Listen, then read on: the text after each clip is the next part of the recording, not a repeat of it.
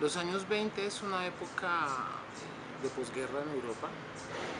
Acaba de finalizar la Primera Guerra Mundial, que en su momento fue llamada la Gran Guerra porque fue la primera guerra que involucró a todos los países europeos en 300 años, lo cual significaba una ruptura del orden social europeo que hasta ese momento pues sí, había sido un orden social, digámoslo, estable, pero claramente pues sacudido con conflictos, pero nunca de esa magnitud.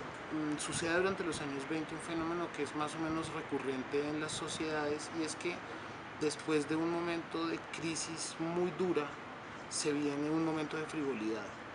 Después de una posguerra, después de una guerra, por ejemplo, en un momento de posguerra, normalmente los momentos de posguerra son ligeros, frívolos, en donde digamos, las personas, las sociedades intentan olvidar lo doloroso que pasó y dedicarse como a cosas más gratas.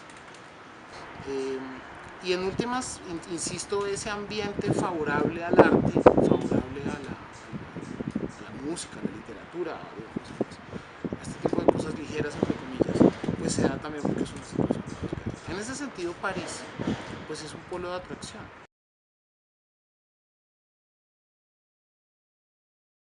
París ha sido tradicionalmente un refugio para perseguidos durante muchos momentos de la historia. No en vano Marx escribe el manifiesto comunista refugiado en París.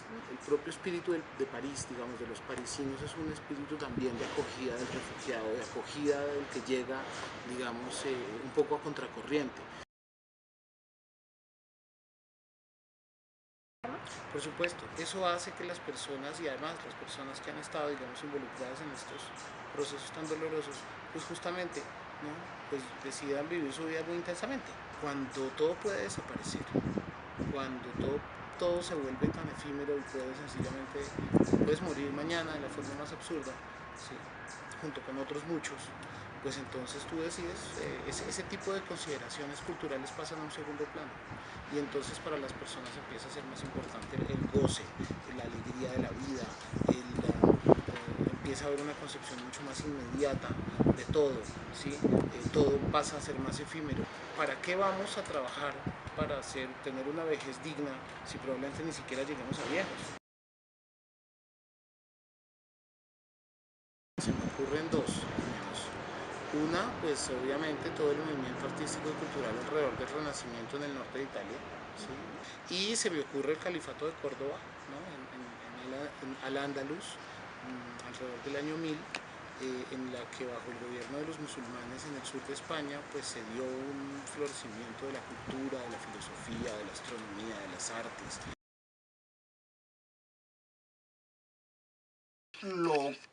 La única información es el incidente en que Gertrude Stein los define así. Pero al parecer es lo que Gertrude Stein quiere señalar son los escritores norteamericanos erráticos en París. Hay muchos otros escritores de lengua inglesa en París en ese momento, Evan Chipman, formado Oxford, James Joyce, pero da la impresión de que ella quiso solo hablar de Pound, Eliot y Hemingway, y es a Hemingway a quien se lo dice. Es ahí donde nace. Así se los identifica, y eso fue un recurso de la prensa para adocenar, un recurso de los medios para poder tratar como material presentable lo que no conocían. Entonces decir la generación perdida ya permitía hacer una noticia de prensa que no necesitara conocimiento de las obras.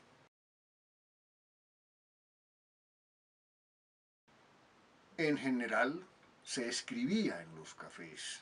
Sí. Yo creo que sí, eso fue una costumbre del siglo XX, poco más o menos hasta bien entrados los años 70. Eso fue un modo de ser, ¿no? En el libro de Hemingway es notorio.